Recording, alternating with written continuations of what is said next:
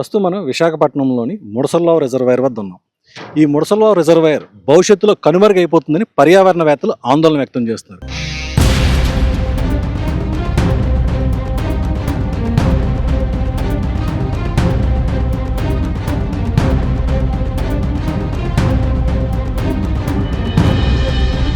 ఇందుకు కారణం ఇక్కడ ఏర్పాటు అవుతున్నటువంటి డేటా సెంటర్ కార్యాలయం. ఇప్పుడు మనం చూస్తున్నటువంటి ఈ ప్రాంతం సింహాచలం దేవస్థానం యొక్క చెందినటువంటి కొండ. ఈ కొండపైనే సుమారుగా 160 ఎకరాల భూమిని డేటా సెంటర్ కోసం చెప్పి రాష్ట్ర ప్రభుత్వం కేటాయించడం జరిగింది. ఇందులో భాగంగానే ఇప్పటికే చదును చేసే పనులు కూడా జరుగుతున్నాయి. ఇప్పుడు మనం చూడొచ్చు కిందటువంటి బీఆర్టీఎస్ రోడ్ నుంచి పై వరకు కూడా దాదాపుగా ఒక 200-300 మీటర్ల పై వరకు కూడా పూర్తిగా ఎత్తు వరకు కూడా మొత్తం చెట్లన్నీ కూడా తొలగించే ప్రయత్నాలు జరుగుతున్నాయి రహదారి కోసం అని చెప్పి ప్రస్తుతం. అదేవిధంగా ఇప్పుడు అక్కడ కార్యాలయంగా నిర్మిస్తే మాత్రం పూర్తిగా ఈ రిజర్వాయర్లోకి రావడానికి నీరు అన్నది చాలా ఇబ్బంది అవుతుంది, నీరు ఆగిపోతుంది, కనుక భవిష్యత్తులో కనుమరుగయ్యే పరిస్థితి కనిపిస్తుందని అంటున్నారు. మరొకటి ఏంటంటే ముఖ్యమైనది, ఈ రిజర్వాయర్కి మరో పక్కనే ఉన్నది కంబాలకొండ చెరువు. ఇది విశాఖపట్నానికి ఒక ఆక్సిజన్ వంటిది అనమాట అని చెప్పొచ్చు. కనుక ఇప్పుడు భవిష్యత్తులో ఈ రిజర్వాయర్కి ఒక చాలా తీవ్రమైన ముప్పు ఏర్పడుతుందని చెప్పి పర్యావేత్తన ఆందోళన చేస్తారు. ఇందులో భాగంగానే ఈరోజు జల సంరక్షణ ఉద్యమకారుడు రాజేంద్ర సింగ్, అలాగే పర్యావరణవేత్త బొలిశెట్టి సత్యనారాయణ ఇక్కడ జరుగుతున్నటువంటి విధ్వంసాన్ని చూసేందుకు ఈ ప్రదేశానికి రావడం జరిగింది. ప్రస్తుతం ఇప్పుడు మనం వాళ్ళతో మాట్లాడే ప్రయత్నం చేద్దాం. సత్యనారాయణ గారు, అసలు ఈ ప్రదేశం మీరు వచ్చి ఇప్పుడు చూశారు కదా, చూసిన తర్వాత మీకు ఏమనిపిస్తుంది? ఇది 100% తప్పండి. ఎందుకంటే ఇది సింహాచలం కొండ అనేకమైన ఔషధ గుణాలు ఉన్న కొండ. తరతరాలుగా దాన్ని కాపాడుకుంటూ వస్తున్నారు. ఇప్పుడు ఆ కొండ మీద ఒక బిల్డింగ్ రావడం మొదలెడితే ఇప్పటివరకు ఆ గ్రీనరీ ఉంది కదా, ఇంకా అక్కడి నుంచి వరుసన అన్నీ వచ్చేస్తాయి, మొత్తం ఇల్లులన్నీ కన్స్ట్రక్షన్ చేయడం ప్రారంభించేస్తారు. అందులో ఏంటంటే ఈ రిజర్వాయర్కి క్యాచ్మెంట్ ఏరియా అనేది గుడ్డువాడికి కూడా కనబడుతుంది. ఇప్పుడు అవతల నుంచి నీరు ఇక్కడ రావాలి, మధ్యలో రోడ్డు వేసినా సరే మధ్యలో 2 కాలువలు ఉన్నాయి. ఆ కాలువల నుంచి ఎదురుకుండా ఈ కాలువ కనబడుతుంది కదా, ఈ కాలువల నుంచి నీరు వస్తుంది. ఇప్పుడు అక్కడ క్యాచ్మెంట్ ఏరియాలో వాళ్ళు అక్కడ కన్స్ట్రక్షన్ చేయడం అనేది 100% తప్పు. అది ఫారెస్ట్ ఏరియా. ఫారెస్ట్ ఏరియాని ministry of environment and forest clearance లేకుండా ఇవ్వకూడదు. ఒకవేళ నిజంగా క్లియరెన్స్ తెచ్చుకున్న ప్రజలు దాన్ని అడ్డాలి. ఇది పర్యావరణ హితం కాదు. ఎందుకంటే డేటా సెంటర్లు వద్దడం లేదు. విశాఖపట్నంలో బోల్డ్ అని బ్యారన్ ల్యాండ్ ఉంది, మీరు కట్టుకోండి ఎక్కడైనా సరే. ఇక్కడ ఈ పర్వతాలు నాశనం చేసే హక్కు మీకు లేదు. అలాగే ఇప్పుడు పర్వతాల గురించి దేశవ్యాప్తంగా తిరిగి ఒక చట్టం, పర్వతాల పరిరక్షణ గురించి చట్టం తెద్దామని చెప్పి ఈ నెల 22వ తారీఖుని, జూన్ నెల 22, మే నెల 22వ తారీఖు నుంచి 24 వరకు జంషెడ్పూర్లో మీటింగ్ జరిగింది, జాతీయ సదస్సు జరిగింది. తర్వాత బెంగళూరులో జరిగింది, తర్వాత భవానీపట్నం, భువనేశ్వర్లో జరిగింది. ఇప్పుడు విశాఖపట్నం అదే ఉద్దేశంతో వచ్చారు. ఆ మౌంటైన్స్ యాక్ట్కి సంబంధించిన డేటా కూడా మీకు ఇప్పుడు ఇస్తాం, తర్వాత మీరు చూసుకుందరు. Thank you sir. Please tell your opinion about this constructions.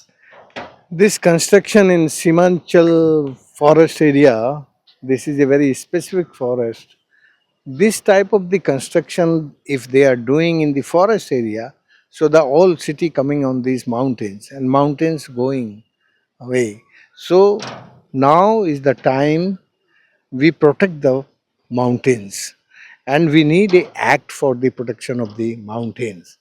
If this type of the destruction going on in the mountains, so no future of us and no future of mountain and no future of like Mursalova, because the all water come with this Simhanchal mountains, Simhanchal mountains. So now is the time the people of this country, they stand up for the protection of the mountains, because the economic infrastructure is destroy the mountain. And they are not destroy just mountain, they are destroy the source of water, and the water is the source of our life. If you are creating this type of the destruction, that is not a livingable place.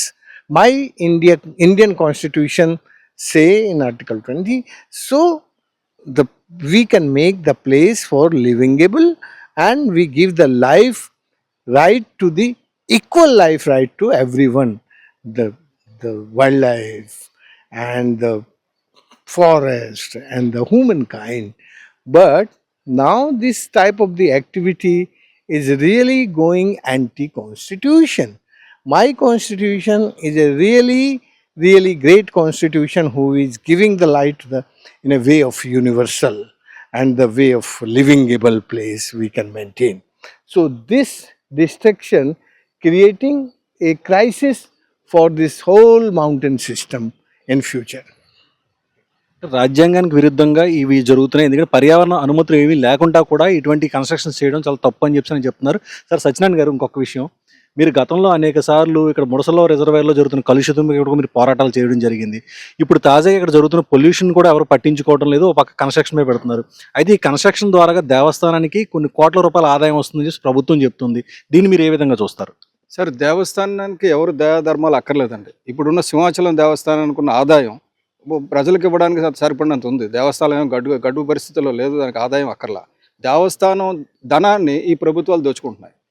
ఈ గత ప్రభుత్వాలు కానీ ఇప్పుడు కానీ 83 నుంచి దేవాలయాల తాలూకు సొమ్మును దోచుకొని తినడమే తప్ప ప్రభుత్వం దేవాలయానికి సొమ్ము ఇవ్వడం అక్కర్లా. దేవాలయాన్ని కాపాడాలనుకుంటే దేవాలయ సంపదని కాపాడాలి. దేవాలయం సింహాచలం దేవాలయం అనేక వనమూలికలతో కూడిన పర్వతం. ఆ సింహాచలం పర్వతం నుంచి వచ్చిన నీరు ఇక్కడ ఇందులో చేరితే ఆ నీరు తాగితే రోగాలు నయం అవ్వాలి. అలాగే కంబాలకొండ నుంచి వచ్చిన నీరు తాగితే రోగాలు నయం అవ్వాలి. కానీ మనం అవతల కృష్ణానగర్ ఇవన్నిటి నుంచి వచ్చిన కాలుష్యం అన్ట్రీటెడ్. ఇదివరకు పవన్ కళ్యాణ్ గారు కూడా 2-3 సార్లు వచ్చి ఆ డంప్ యార్డ్ అక్కడి నుంచి తొలగించమన్నారు. డంప్ యార్డ్ తొలగించలేదు సరికదా, అక్కడ ఎస్టీపీ కట్టలేదు. ఇప్పటివరకు ఆ కాలుష్యం లోపలికి వస్తూనే ఉంది. కాబట్టి దీని మీద డెఫినెట్గా నేను పర్యావరణ శాఖ మంత్రి గారు చెప్తున్నాను, ఇటువంటి విధ్వంసం అటవీ శాఖ పర్యావరణ శాఖ రెండు మీ చేతిలో ఉన్నాయి. ఇటువంటి విధ్వంసాన్ని మాత్రం ఎట్టి పరిస్థితుల్లో మీరు అలౌ చేయకూడదు. అలౌ చేస్తే మాత్రం ప్రజా ఉద్యమం మాత్రం తీసుకొస్తాం. ఇందులో అనుమానం లేదు అందులో. ఎందుకంటే ప్రజల గురించి ఎంతవరకైనా వెళ్తాం. మీరు కూడా ప్రజల గురించి పనిచేసే మనిషి కాబట్టి ఒత్తిడికి లొంగకుండా ఇంకొక దగ్గర వీళ్ళు డేటా సెంటర్ పెట్టండి, ఈ పర్యావరణాన్ని విధ్వంసాన్ని అరికట్టండి. Thank you. ప్రస్తుతం ఒక పక్క పర్యావరణ విధ్వంసం, మరోవైపు ఏమో ఇక్కడ అడవులు కూడా అంతరించిపోయే పరిస్థితి కనిపిస్తుంది. కనుక ఇప్పుడు ఏదైతే పర్యావరణం అలాగే కాలుష్యం సంబంధించినటువంటి మంత్రి ఎవరు మన డిప్యూటీ సీఎం పవన్ కళ్యాణ్, కనుక ఇప్పుడు ఆయన దీనిపై తీవ్రంగా దృష్టి పెట్టాలి. ఖచ్చితంగా దీనిపై చర్యలు తీసుకోకపోతే మాత్రం రానున్న రోజుల్లో మరింత పెద్ద ఉద్యమం తప్పదని చెప్పేసి పర్యావరణవేత్తలు హెచ్చరించడం జరుగుతుంది.